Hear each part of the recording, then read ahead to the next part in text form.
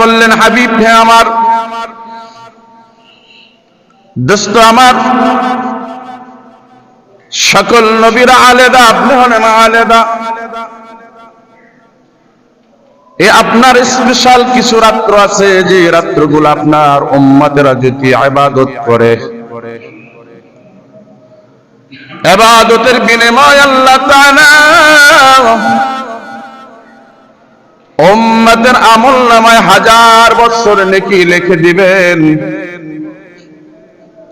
আর এই উম্মতের জন্য আল্লাহ তাআলা আরশ আজিম থাকে না, প্রথম আসমানে এসে বান্দাকে ডেকে বলে, বান্দা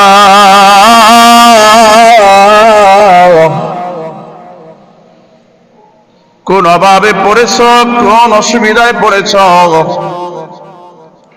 আয়রে বান্দা, আলামিম মুস্তাগফিরিন লি فأغفر له إلى مسترزق فأرزقه ألا مبتلا فأعافي ألا كذا ألا كذا.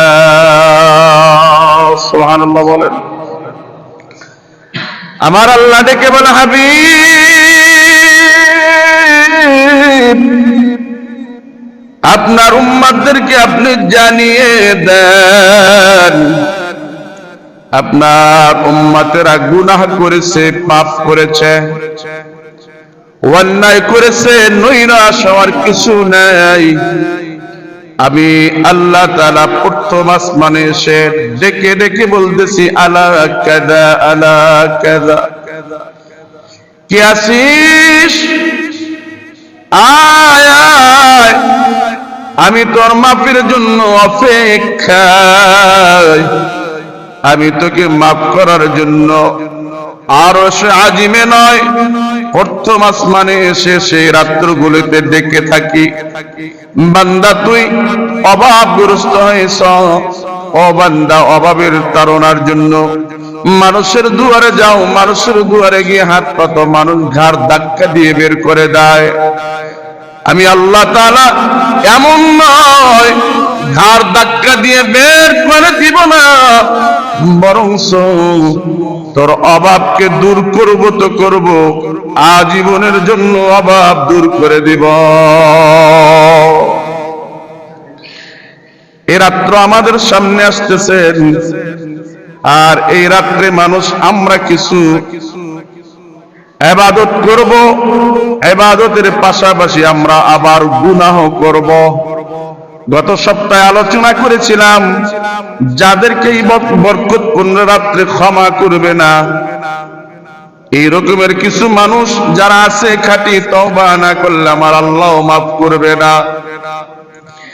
এ রাত্রে কিছু ইবাদত আমরা করব, যেমন এই রাত্রে আমরা দাঁড়ায়া দাঁড়ায়া আল্লাহর কুদরতি পায়ে সিজদা দিব, দুই রাকাত করে যে যত নামাজ পড়তে পারি পড়ব, যে কোনো সূরা দিয়া পড়ব।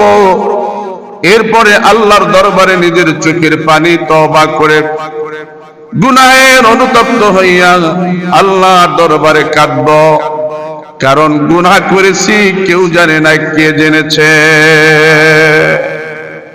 ওই আল্লাহর দরবারে কান্না করব। আমার আল্লাহ বলে, বান্দারে, ইয়াগফিরুদ দুনুবা জামিআ, আমি তোর জিন্দেগীর গুনাহগুলো মাফ করে দিব, তুবু ইলাল্লাহ, যদি বান্দা তুই তওবা কর।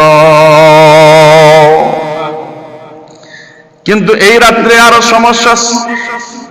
কিছু কিছু মসজিদ গুলোতে দেখা যায় আলোকসজ্জা দিয়ে একদম আলোকিত করে দেয়, এরপরে কিছু মা বোনেরা আছে রুটি হালুয়া নিয়ে ব্যস্ত থাকে, আছে না নাই? এগুলি শরীয়ত কতটুকু আমাদেরকে বিধান দিয়েছে জেনে নেওয়া দরকার। এ রাত্রে এই হালুয়া আর রুটি বিলানো দরকার নাই। এ রাত্র হলো ইবাদতের রাত্র। মাগরিবের পর থেকে সূর্য যখন অস্ত যাবে, ওই সূর্য অস্ত যাওয়ার সঙ্গে সঙ্গে আমার আল্লাহ তাআলা প্রথম আসমানে চলে আসে আর বান্দাকে ডাকতে থাকে, সুবহানাল্লাহ। আলোকসজ্জায় করব না।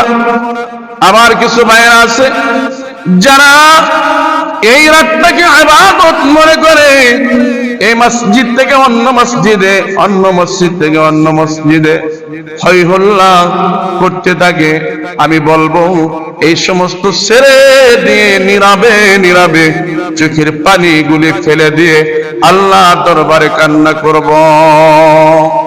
ভাইরা আমার, এই জন্য আমার আল্লাহ তাআলা কুরআনুল কারীমের ভিতরে সূরা তাওবার 82 নম্বর আয়াত আল্লাহ জানিয়ে দিয়েছে, ফালইয়াদহাকু কলিলা ওয়ালইয়াবকু কাসীরা।